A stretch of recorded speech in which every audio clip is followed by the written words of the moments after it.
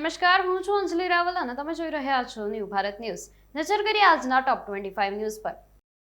ગાંધીનગરમાં અમિત શાહના હસ્તે ભારત ટેક્સીનો શુભારંભ થયો ત્યારે એમણે કહ્યું કે 2 વર્ષમાં ભારત ટેક્સી 500 શહેર ગામડાઓમાં પહોંચશે. અમદાવાદમાં ફાયર સેફટી મુદ્દે કાર્યવાહી થઈ ત્યારે 154 હોટલ, 62 કોચિંગ ક્લાસને નોટિસ ફટકારાઈ અને 13 હોટલ સહિત એક સંસ્થા સીલ થઈ. મહારાષ્ટ્રમાં ટેટનું પેપર લીક થયું ત્યારે આવતીકાલે થવાની હતી આ પરીક્ષા અને કેટલાક લોકોની ધરપકડ કરવામાં આવી. આવતા વર્ષે ડોનાલ્ડ ટ્રમ્પ ભારતની મુલાકાતે આવશે અને અમેરિકાના વિદેશ મંત્રી રૂબિયોની જાહેરાત છે.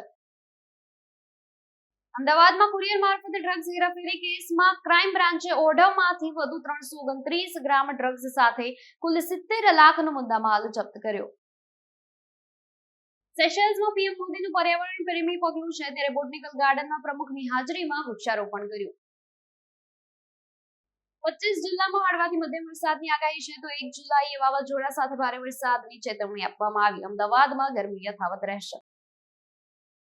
કમ્પ્યુટર અને આઈટી કરતા પણ ઈસી બ્રાન્ચની ડિમાન્ડ વધી ગઈ છે. અમદાવાદની કોલેજમાં તમામ બેઠકો ભરાઈ ગઈ.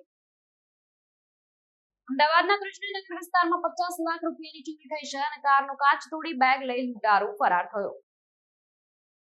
કપડગંજમાં ફટાકડાની ફેક્ટરીમાં પ્રચંડ બ્લાસ્ટથી આખું બાંધકામ ધ્વસ્ત થયું તો 5 થી વધુ શ્રમિક ઇજાગ્રસ્ત થયા.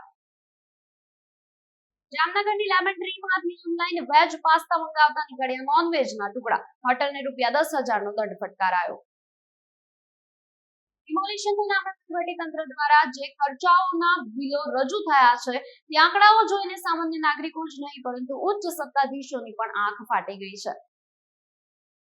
ઉત્તરાખંડના ચમોલીમાં વાદળ ફાટ્યું છે. ઘર દુકાનોમાં કાટમાળ ઘૂસ્યો છે અને એમપી ઝારખંડમાં વાવાઝોડા વીજળી પડવાથી 16ના મોત નીપજ્યા છે. 22 રાજ્યોમાં ચોમાસું પહોંચ્યું. દક્ષિણ આફ્રિકાના રાષ્ટ્રપતિએ હરિદ્વારમાં પૂજા કરી અને સિદ્ધિ પીઠમાંથી નવેમ્બરમાં યોજાનારી ચૂંટણીમાં જીતની કામના કરી. પહેલીવાર ઉત્તરાખંડ આવ્યા હતા.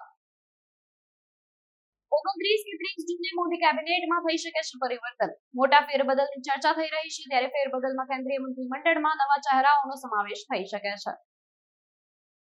જમ્મુ અને કાશ્મીરમાં અમરનાથ યાત્રાની તૈયારીઓ તેજ થઈ ગઈ છે. 3 જુલાઈથી શરૂ થનારી યાત્રા પહેલા સુરક્ષા દળો સઘન પેટ્રોલિંગ અને સર્ચ ઓપરેશન થશે.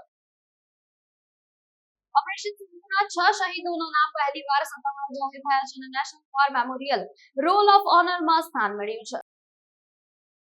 સ્વીડનના જળમાર્ગ મંત્રી રૂમિના પૂર્વોત્તારી તેમના 3 મહિનાના પુત્ર એડમંડને લઈને યુરોપિયન યુનિયનના જળવાયુ મંત્રીઓની બેઠકમાં પહોંચ્યા. વેનેઝુએલામાં 7.1 અને 7.5ની તીવ્રતાના વિનાશકારી ભૂકંપ આવ્યાના અમુક દિવસો બાદ આજે ફરી એકવાર 4.9ની તીવ્રતાને ધ્રુજતા લોકોમાં ફફડાટ છે. અમેરિકાના ઈરાન વચ્ચે પરમાણુ વાટાઘાટો નિષ્ફળ થયો છે ત્યારબાદ બહેરીનમાં આવેલું યુએસ નેવીનું 5મા બેડાનું મુખ્ય મથક ખાલી કરવામાં આવ્યું. અમેરિકામાં બાળકી પર રેપ કેસમાં સ્નેપચેટ પર કેસ કરવામાં આવ્યો છે. ક્વિક એડ જેવા ફીચર્સ રેપિસ્ટને બાળકી સુધી પહોંચાડ્યો છે અને ભારતમાં એપના 25 કરોડ એક્ટિવ માસિક યુઝર્સ છે.